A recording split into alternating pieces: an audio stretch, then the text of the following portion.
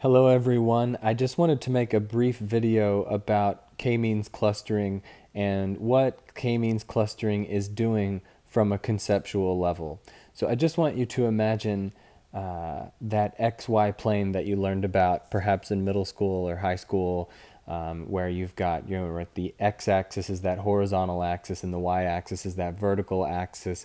And so that's like a two-dimensional Cartesian plane, and that those two dimensions could represent just about anything.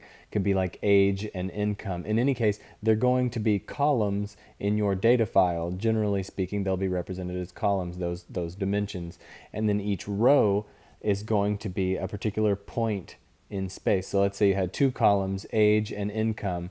In two-dimensional space, you need two pieces of information. So along the x-axis, you find somebody's age. Okay, here's their age. And you go up and down until you find their income. Okay, and here's their income. So this is where their dot is. Now, with k-means clustering, what you're trying to do is group people or units into these meaningful clusters. And the way k-means approaches this, by the way, there are many different types of cluster analysis. K-means is a foundational one, and it's a great place to start mining data for insights. But with k-means, you need to choose how many clusters you want before you even run the algorithm. So you need to say, okay, I want 4 clusters, or okay, I want 3 clusters. You tell it how many clusters you want. It does not look at your data and then determine how many clusters there are. You want to tell it that beforehand. And there are a couple of different ways you can go about doing that to determine how many, but don't worry about it. There really isn't a wrong answer. In general, what I do is pick, say, 3, start with 3, and do 3, 4, 5, 6, and figure out sort of which ones look the best in the end, and which ones are going to be the most useful. And as this module continues, I think you'll have a little bit of confidence that you can do the same thing. So what is the algorithm doing? Okay, first off, you say, okay, for example, let's just say, okay, I want 3 clusters. You say, okay, k-means clustering algorithm, give me 3. So what is the k-means clustering algorithm doing at that point?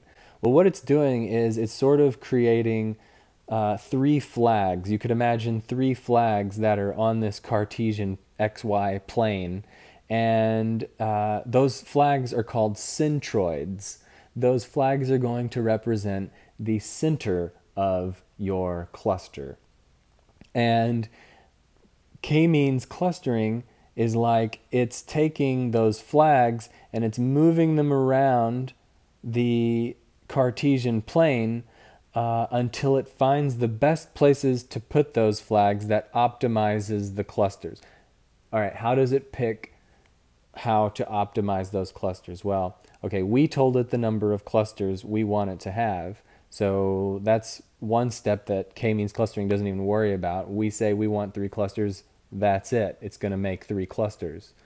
But what's happening is it is moving those flags around and tinkering with where exactly it should place them on the XY plane so as to minimize a particular number. And that it's trying to minimize, this is kind of key, the algorithm is trying to minimize the distance between the centroid and all of the data points that are around that centroid.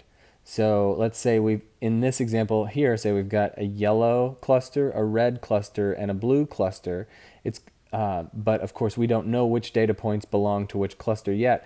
The algorithm runs the flags around the map, runs the centroids around the Cartesian plane until it finds a spot such that the average distance between each data point and its cluster center has been minimized. Again, that will be clearer once we get into the numbers later. So here's one image. Here's another image I found. Here's another image I found where they've got some actual data. And instead of 2 dimensions, they've got 3 dimensions. So we say, okay, it looks like they used R here to do a k-means cluster analysis, and they found 1, 2, 3, 4, 5 clusters. And the reason they found 5 clusters is because they said when they went into this analysis, they said they wanted 5 clusters. And of course, since they said they wanted 5 clusters came out the end. And these were how they characterized the clusters, right? You can see the x-axis here is education, y-axis income, and we've got this third dimension here, age. And again, it moved these centroids, or these flags, around in 3-dimensional space such that in the end, the average distance between any data point and its centroid has been minimized. Now, one more thing. I mentioned a minute ago that k-means clustering is not the only type of cluster analysis there is. So don't get confused looking at this graph. I just want you to focus in on a specific area, and that is over here on the left-hand column. You can see 4 different kinds of ways that data may be distributed on this, 2-dimensional plane, sort of 2 rings here, or 2 overlapping U-shaped features or U-shaped objects, and you've got some fairly round clusters, and then down at the bottom you've got basically just random scattershot of data points. Now, k-means clustering is going to work best for when you have these sort of round clusters here.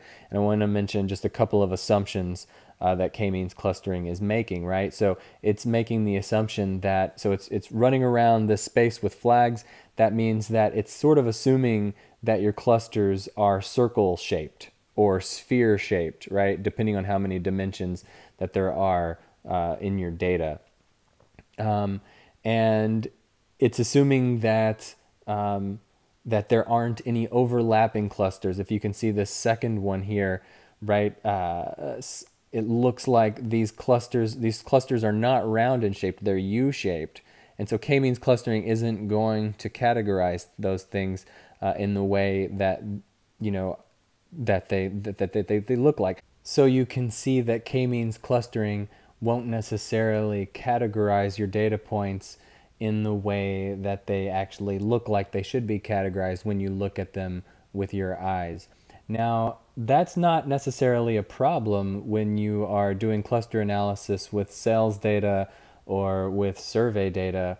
And the reason for that is because, as we mentioned earlier, if a data point belongs to a particular cluster, that means that that cluster centroid is going to be the closest cluster centroid to them.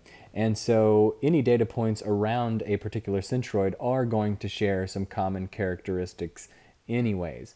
So even if your clusters do have odd shapes and they don't end up being categorized in the way that they perhaps should be most optimally categorized, in the end, that's some noise, that's unfortunate, but it doesn't mean that your cluster analysis isn't useful.